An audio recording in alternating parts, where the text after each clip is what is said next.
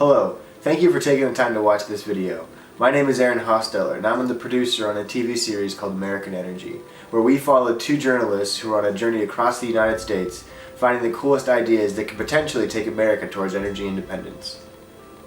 I found inspiration for this project when I was on a naval ship recently, and a sailor said to me, "No one's ever asked me what I would do, or what I would change if I could.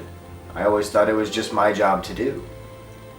And the funny thing about that was that I was on that ship to talk to one of his shipmates, same rank, same ship, who had an idea that will potentially save the Navy millions of dollars.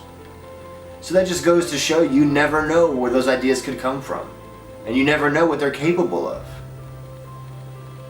So I know that if we just travel across America and we make these connections and we find these people that are doing these awesome things or have these awesome ideas, and then connect them with people who have the budget for it or who have the connections that can make it a reality, we can make this happen and we can potentially save the world. The characters that we're going to be following on this journey are Jordan Armstrong, a retired Marine whose sense of adventure and knack for storytelling really make him a dynamic addition to the team.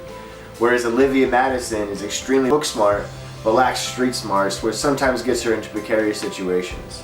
But overall, her ability to make connections, ask the right questions, and keep Jordan out of trouble make her a solid addition. The conflict in this series is a race against time. As the population grows, there are less and less resources available, being consumed by more and more people.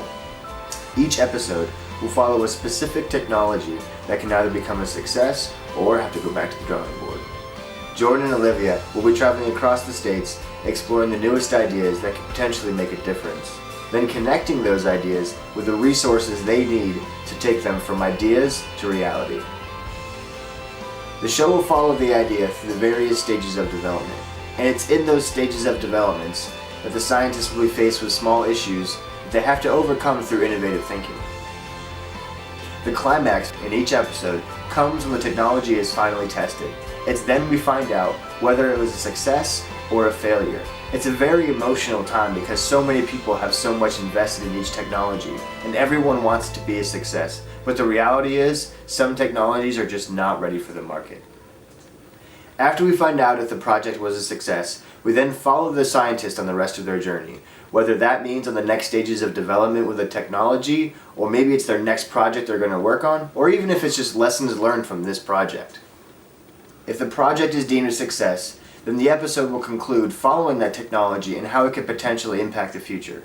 However, if it's deemed unsuccessful, then we'll follow the scientists and their lessons learned and how we can learn from that in the future. My project hasn't really changed over the month. I've always been very passionate about energy independence, and I feel that my audience still is very passionate about that too.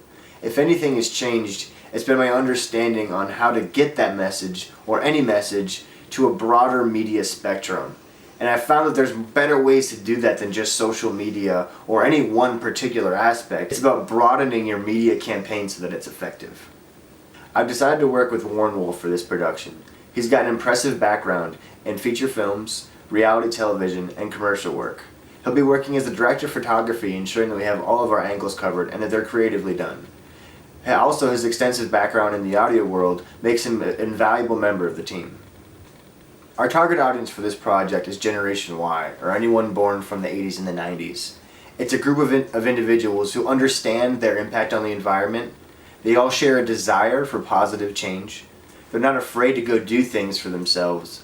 They prefer a David and Goliath type of situation, and they're totally comfortable watching documentaries at home. Thank you for taking the time to watch my video. I hope that you have found it informative and exciting. I really think that this series could have an impact on our audience and the environment as a whole. My only question for you is, are you ready to help me save the world? Well,